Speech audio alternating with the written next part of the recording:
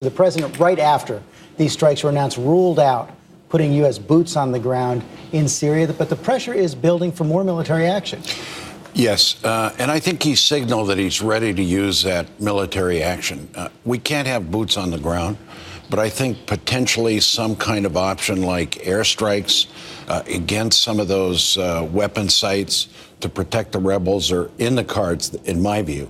Now, I think what happened with Israel is Israel's also sending a signal to Iran, to Hezbollah, but possibly to us, too, that the situation right in the Syrian area is getting very, very tense. But I think in the next few days, my view is that the president will opt towards some kind of limited military option. Senator DeMint, is that something he should do? Well, Israel is acting in self-defense. Clearly, Iran is shipping more precise guided missiles through Syria, so the less stable Syria is, the more dangerous it is for Israel. I think we've probably taken too much of a passive or at least an unclear stance on this for too long. That's created more instability.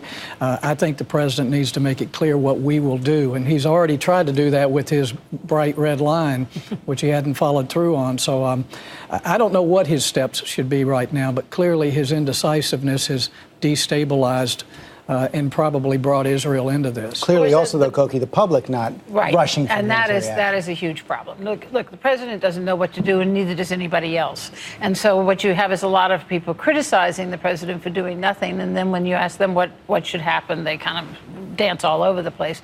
But with the public being so completely disillusioned with American wars abroad that have gone on for so long, you know that these wars in Afghanistan and Iraq have cost every American family something like $45,000, not to mention, of course, the lives.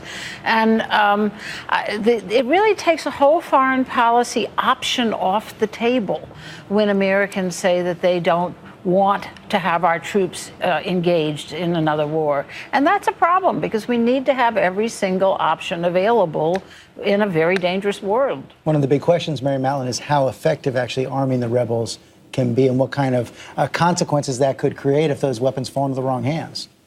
That's right. So to echo much of what has been said here, his policy ranges from incoherent to feckless. He's redrawn his red lines. He's reversed his opposition to arming the rebels. He doesn't know who they are.